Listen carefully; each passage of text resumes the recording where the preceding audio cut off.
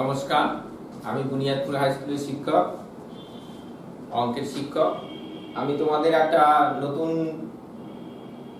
Chapter পড়াচ্ছি। এটা মূলত থার্ড ইউনিটে আছে। তোমরা দেখো পৃষ্ঠা নাম্বার 172 লেখচিত্র।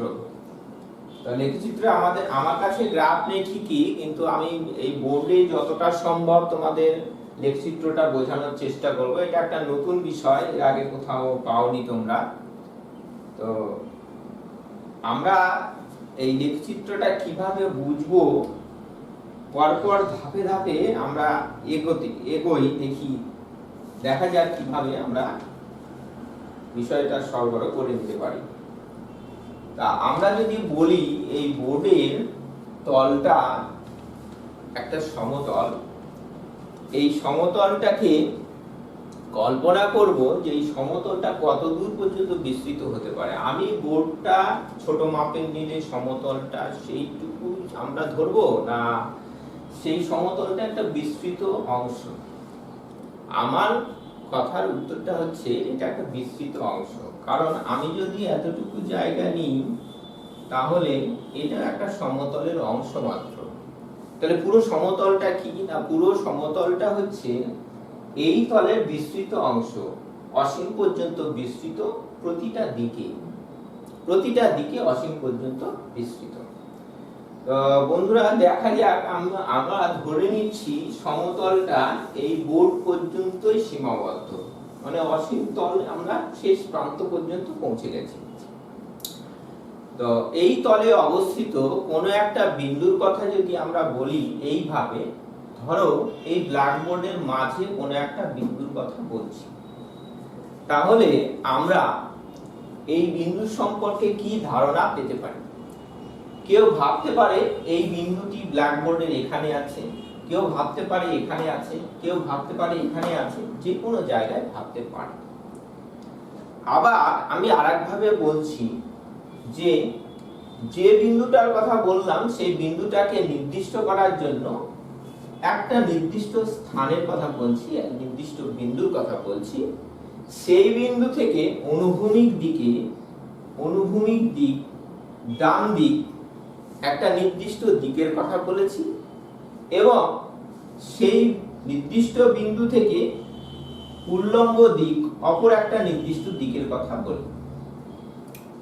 এই নির্দিষ্ট বিন্দুটির নাম দিয়ে দিই ও বিন্দু, আর অনুভূমিক দিকে যে দিকটা আমরা নির্দেশ করেছি সেই দিকটার নাম দিয়ে দিই x, ও x, আর উল্লম্ব দিকে যে দিকটা সেই দিকটার নাম দেই ও y। এবার এসো বন্ধুরা, এবারে যদি আমরা বলি যে আমাদের একটা জানা বিন্দু আছে, নির্দিষ্ট বিন্দু, সেই বিন্দু থেকে ডান দিকে অনুভূমিক দিক বরাবর একটা নির্দিষ্ট দূরত্ব গিয়ে উল্লম্ব দিকে নির্দিষ্ট দূরত্ব গেলেই আমরা ওই বিন্দুটা পেয়ে যাব, যে বিন্দুটার কথা বলা হয়েছে, অর্থাৎ এই বিন্দুটা যেটা আমরা প্রথমেই নির্দেশ করেছিলাম। তাহলে আমরা একটু কম্পেয়ার করি, আগে যে বিষয়টা বলেছিলাম বোর্ডের যে কোনো স্থানে আমরা বিন্দুটা বুঝতে পারছিলাম, কিন্তু এখন যে বিন্দুটার কথা বললাম সেটা একটা নির্দিষ্ট বিন্দু হয়ে গেল। কেননা এই নির্দিষ্ট বিন্দু থেকে ওই বিন্দুটার একটা নির্দিষ্ট দূরত্ব আছে, সেটা সরাসরি দূরত্ব হতে পারে, x অক্ষ থেকে হতে পারে, y অক্ষ থেকে হতে পারে। প্রত্যেকটা এখানে অনুভূমিক অক্ষটা আরেকটু বলে নিই, অনুভূমিক অক্ষ এইটাকে বলা হয় অনুভূমিক অক্ষ, যাকে বলা হয় x অক্ষ। আর উল্লম্ব দিকে যে লাইনটা নিয়েছি সেই লাইনটা হচ্ছে দিকটা, এই রশ্মি, এটা একটা রশ্মি, একদিকে তীর চিহ্ন থাকলে রশ্মি বলা হয়, তাহলে উল্লম্ব রশ্মির দিকটা আমরা y অক্ষ নাম দিয়ে থাকি। তাহলে x অক্ষ এবং y অক্ষ দুটো দিক পেলাম। এই দুটো দিকের পরিপ্রেক্ষিতে আমরা এই তলে অবস্থিত কোনো বিন্দু আমরা স্থান নির্দেশ করে নিতে পারি। তো বন্ধুরা, এখানে আমরা ছক কাগজ আমরা দেখব যে লেখচিত্রের যে ছক কাগজটা দেওয়া থাকে সেই ছক কাগজটা কি। সেই ছক কাগজে দেখবে এরকম কতগুলো ছক কাটা লাইন কাটা থাকে, এরকম কতগুলো লাইন কেটে ছক করা থাকে। তো আমি সংক্ষেপে এইটুকু কয়েকটা ঘর আমি করে দেখাচ্ছি।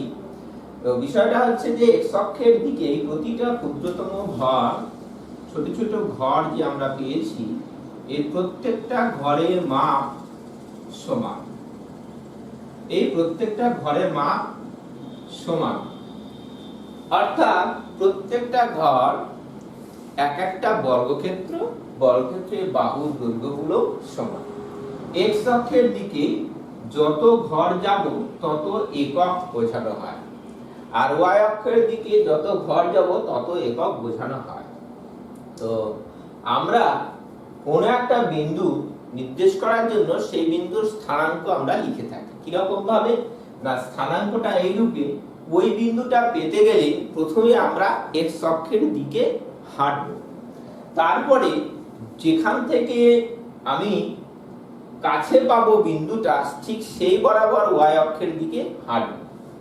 এক্স অক্ষের দিকে হাঁটতে গিয়ে যতগুলো ঘর যাব, মনে করা যাক এক্স অক্ষের দিকে যেতে গিয়ে এ সংখ্যক বার ঘর গুনতে হলো। গুনতে গিয়ে এখানে শেষ পর্যন্ত যেখানে বিন্দুটা পেলাম সেখান থেকে লম্ব দিক ওয়াই অক্ষের দিকে সরাসরি গেলে এই বিন্দুটা পাবো, সেখানে এই বরাবর দূরত্ব মনে করো বি একক যেতে হবে, অর্থাৎ এই দূরত্ব মানেই এখানকার দূরত্ব বি একক। তাহলে এই বিন্দুটার স্থানাঙ্ক এরকম ছোট্ট একটা গোল করে দিয়ে a, b এইভাবে আমরা লিখে থাকি। তো তোমরা জানলে একটা বিন্দু কোন তলে অবস্থিত বিন্দু স্থানাঙ্ক আমরা কি করে নির্দেশ করলাম। তো এখানে আমরা বইটাতে যা শিখবো শুধুমাত্র এইটুকুর মধ্যে আমরা সীমাবদ্ধ থাকছি না, এখানে আমি আরো একটা বিষয় এখানে তোমাদের তুলে ধরছি, যে এটা একটা রশ্মি।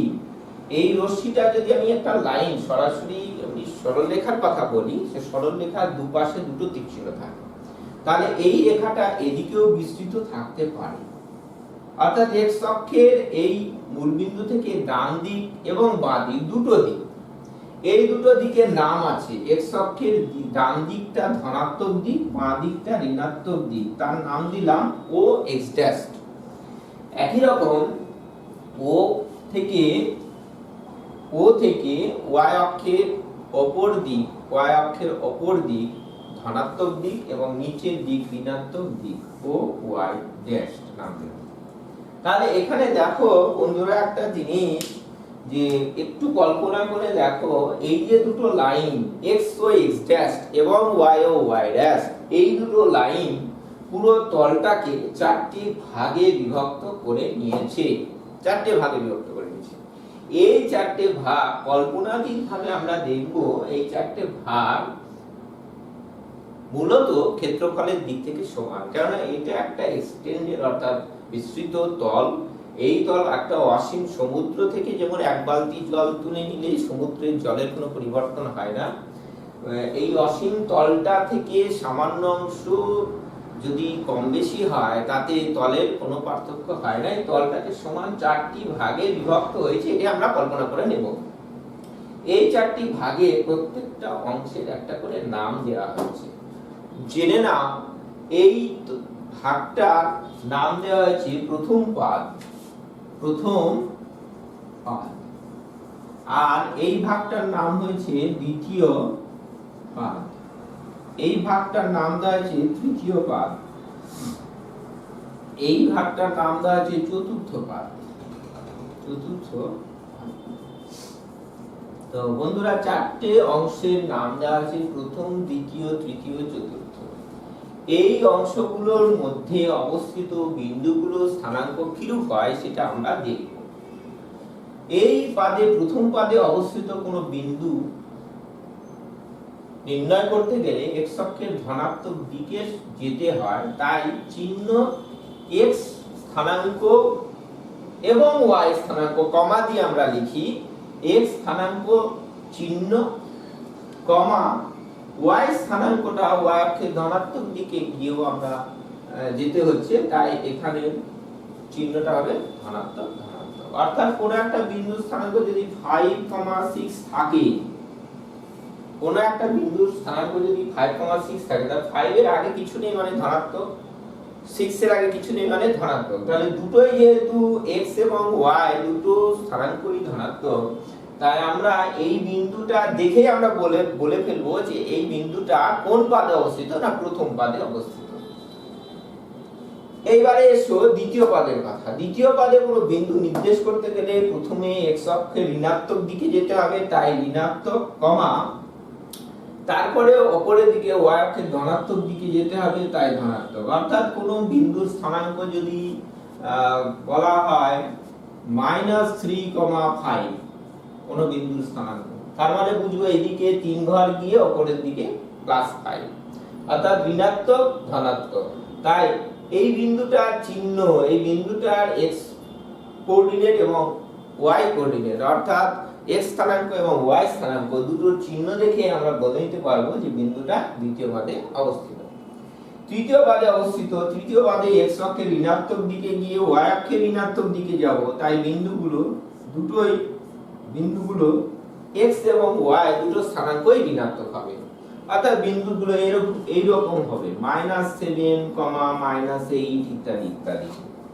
আবার চতুর্থ পাদে x অক্ষের ধনাত্মক দিকে গিয়ে y অক্ষের ঋণাত্মক দিকে যেতে হবে, আর বিন্দুর স্থানাঙ্কগুলো ধনাত্মক ঋণাত্মক চিহ্ন যুক্ত হবে, অর্থাৎ এইরূপ হবে 7, -9, এইরূপ একটা বিন্দু আর এইরকম বিন্দুগুলো হবে। অর্থাৎ এই পাদে অবস্থিত বিন্দুগুলো এরকম চিহ্নযুক্ত এবং অন্যান্য পাদে বিন্দুগুলো চিহ্নযুক্ত, এরূপ হবে প্লাস প্লাস, দ্বিতীয়তে মাইনাস প্লাস, তৃতীয়তে মাইনাস মাইনাস, চতুর্থ পাদে গেলে প্লাস মাইনাস, এরকম ভাবে চিহ্ন পাওয়া যাবে। তো বন্ধুরা, এই আমরা আশা করি গ্রাফ কাগজ সম্পর্কে একটা পরিষ্কার ধারণা হয়েছে। গ্রাফ কাগজ কি, সেখানে কিভাবে বিন্দুগুলো স্থানাঙ্ক আমরা নির্দেশ করি, আর এরপরে আমরা পরবর্তী ক্লাসগুলো নিয়ে পরবর্তী বিষয়ে আমরা জানবো। এই গ্রাফ কাগজের আরো কিছু বিষয় আছে, যে মূল বিন্দু থেকে এখানকার দূরত্ব, x অক্ষ থেকে দূরত্ব, y অক্ষ থেকে দূরত্ব, এই ব্যাপারগুলো, বা এরকম দুটো বিন্দু থাকলে তাদের মধ্যে দূরত্ব, এগুলো আমরা শিখব। এবারে আমরা যেটুকুর মধ্যে সীমাবদ্ধ আছি সেটা আমরা দেখি কোষে দেখি 18, এখানে কোশ্চেন নাম্বার 4টা দেখো। কোষে দেখি 18, কোশ্চেন নাম্বার 4। আর তোমরা চলে এখানে যেটা চলছে সেটা 172 পৃষ্ঠা, কোষে দেখি 4। পাশের ছকের লেখচিত্র দেখি নিচে প্রশ্ন খোঁজার চেষ্টা করব। দেখো এইখানে ছকটা এরকম দেওয়া আছে,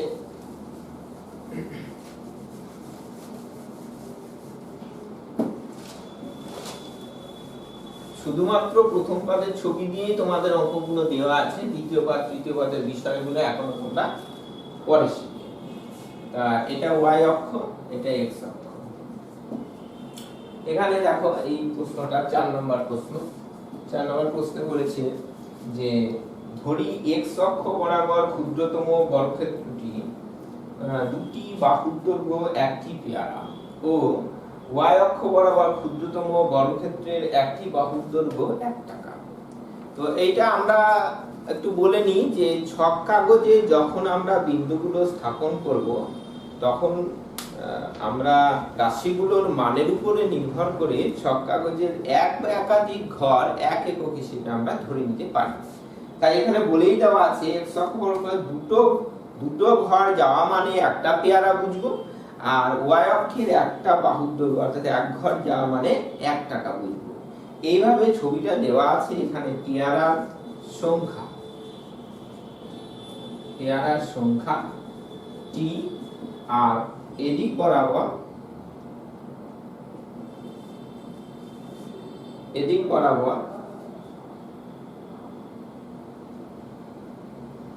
পেয়ারার দাম।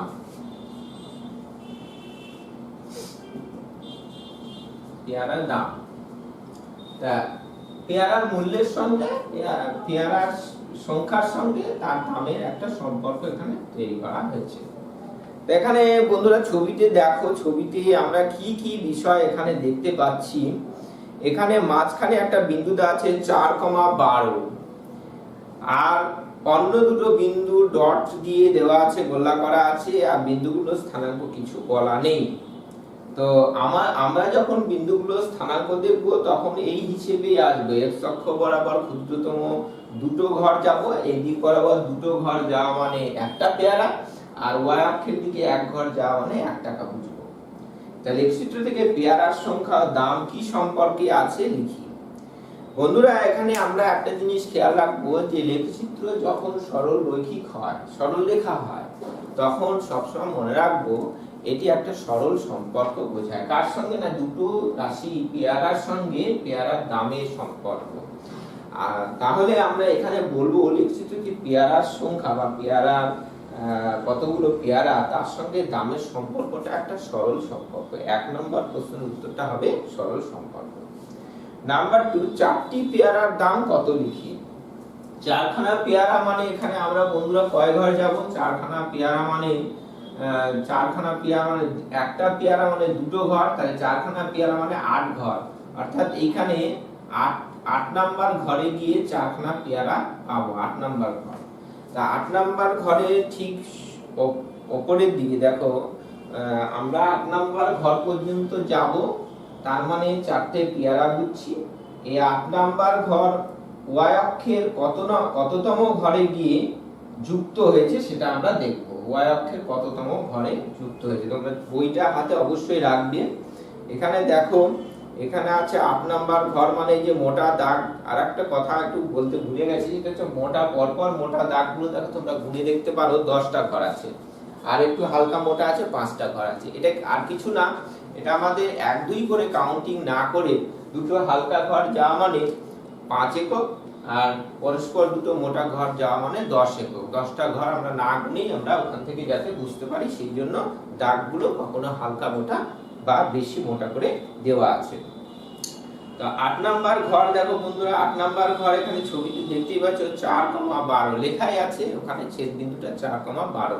ছেদ বিন্দু বলতে এই রেখার উপরে, এই রেখাটা যেটা সরলরৈখিক চিত্রটা দেওয়া আছে, এইখানে 8 নাম্বার ঘরে গিয়ে এখানে 4,12 লেখা আছে, অর্থাৎ এই দিক বরাবর 12 ঘর গিয়ে এই বিন্দুটা পাওয়া যাবে। 12 4,12, অর্থাৎ পেয়ারা 8খানা হলে 4টি পেয়ারার দাম কত লিখি। এখানে 4টি পেয়ারা হলে 8 নাম্বার ঘরে গিয়ে এখানে 4টি পেয়ারের মূল্য হচ্ছে 12 টাকা, যেহেতু এদিকে এক ঘর মানে 1 টাকা বুঝিয়েছি।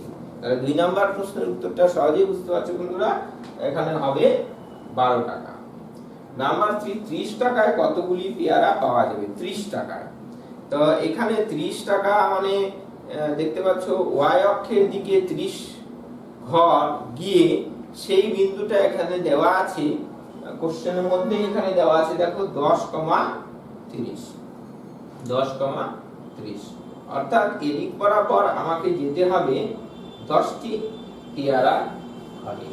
10টি পেয়ারা মানে 10 দুগুণে 20, 20টা ঘর, 20 ঘর গিয়ে সোজা ওয়াই অক্ষের দিকে 30 ঘর, তাই বিন্দুটা এখানে দেওয়া আছে 10,30। তাহলে এই বিন্দু থেকে আমরা বলতে পারছি যে 30টা ঘর ওয়াই অক্ষের দিকে গেছি, আর এক্স অক্ষের দিকে আমরা গেছি 20 ঘর, মানে একটা পেয়ারার জন্য 2 ঘর, তাহলে 10টা পেয়ারার জন্য 20 ঘর, এই 20 ঘর গেছি, অর্থাৎ 10টা পেয়ারার মূল্য 30 টাকা। তাহলে 3 নাম্বার প্রশ্নের উত্তর হচ্ছে 30 টাকায় 10টি পেয়ারা পাওয়া যাবে। এগুলো সবই আমাদের এই লেখচিত্র থেকে উত্তর দিতে হবে, এখানে কোনো ক্যালকুলেশনের ব্যাপার নেই। নাম্বার 4, 9 টাকায় কতগুলি পেয়ারা পাবো। লেখচিত্র থেকে দেখি। 9 টাকায় কতগুলো পেয়ারা পাবো। 9 মানে 9 দুগুণে 18, দেখো চিত্রে চলে যাব। 9 দুগুণে 18, 18 ঘর এক্স অক্ষ বরাবর। 9 টাকায় মানে ওয়াই অক্ষের দিকে 9 ঘর গিয়ে এক্স অক্ষ থেকে কত দূরে আমরা দেখব। এখানে যদি 9 টাকা 9 ঘর যায় ওয়াই অক্ষের দিকে, তাহলে এক্স অক্ষের দিকে কত ঘর যাবে। ছবি থেকে আমি আসছি, কারণ এখানে আমরা দেখানো সম্ভব নয়। এখানে 9 ঘর মানে ঠিক মোটা দাগের 1 ঘর আগে 9 ঘর। এই 9 ঘরে গিয়ে এই গ্রাফ থেকে আমরা দেখতে পাচ্ছি এখানে যে ঘরে গিয়ে ছেদ করেছে সেই বিন্দুটা হচ্ছে 7 নাম্বার ঘরে। সেই বিন্দুটা পাওয়া গেছে 7 নম্বর 9 ঘর গিয়ে 9 ঘরের জন্য এখানে বিন্দুটা পাওয়া গেছে 6 নম্বর ঘরে, 6 নম্বর ঘরে গিয়ে পাওয়া গেছে। 6 নম্বর ঘরে যাওয়া মানে এইদিকে 6 নম্বর ঘর, 6টি ঘর, y অক্ষের দিকে x অক্ষের দিকে 6টি ঘর মানে 3টি পেয়ারা, তাই নয় কি? 3টি পেয়ারা। তাহলে আমরা বলতে পারবো 9 টাকায় 3টি পেয়ারা পাওয়া যাবে। এবার উল্টো দিক থেকে 9টি পেয়ারার দাম কত হবে? 9টি পেয়ারা মানে 9 দুগুণে 18 ঘর, এখানে 18 ঘর এদিক বরাবর দেখো 18 ঘর গিয়ে মানে 18 ঘরের সোজা উপরে x অক্ষের দিকে কত যাবে? 18 9 টাকায় 9টি পেয়ারার দাম।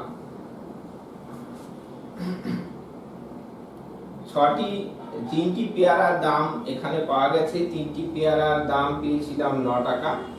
তাহলে 9টি পেয়ারার জন্য এখানে 9 ঘর গিয়ে এদিক বরাবর 9 ঘর গিয়ে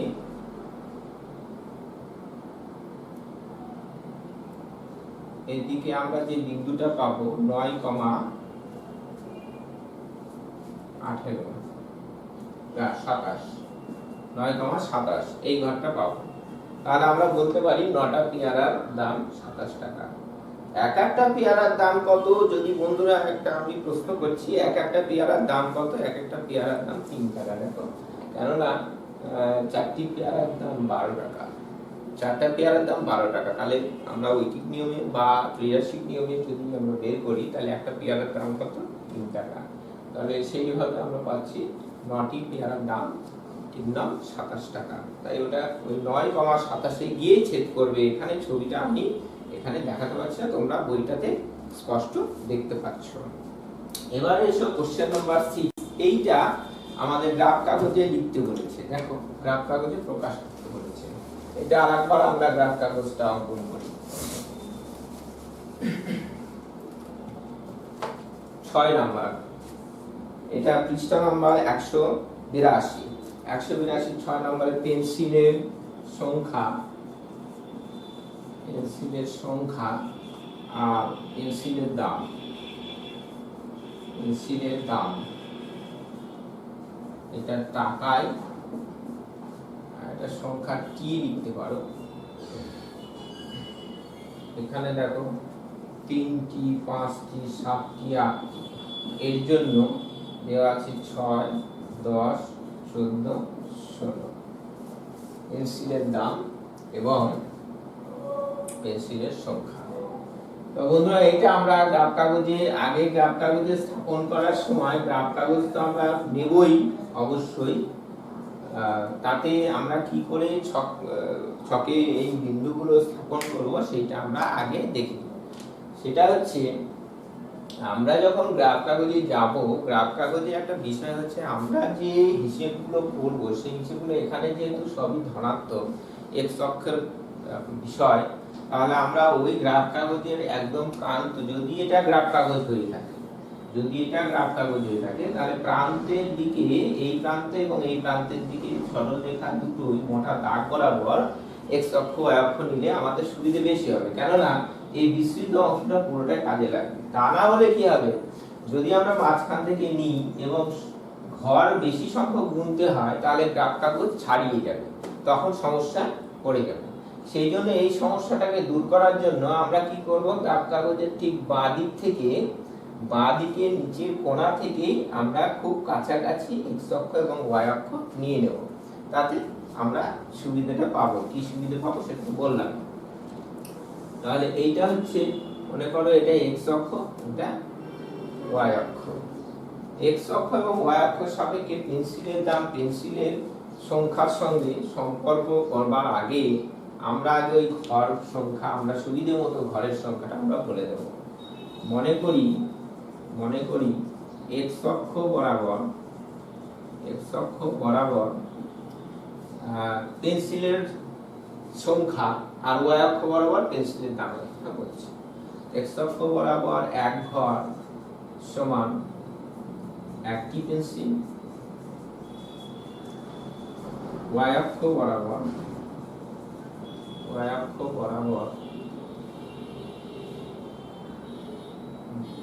এটাও এক ঘরই বলি, এক ঘর সমান 1 টাকা,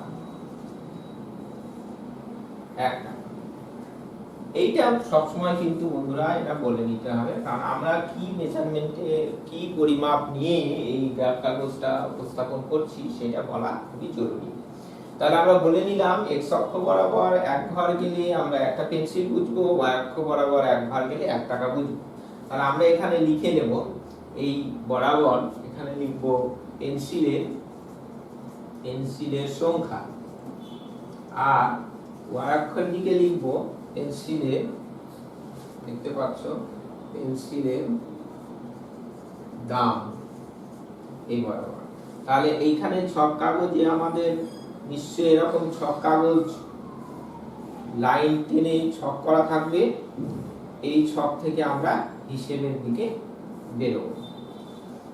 প্রথমে দেখি পেন্সিলের সংখ্যা x অক্ষের দিকে এবং পেন্সিলের দাম y অক্ষের দিকে রাখলে বিন্দুগুলো এরূপ হয় 3,6, 5,10, 7,14, 8,16।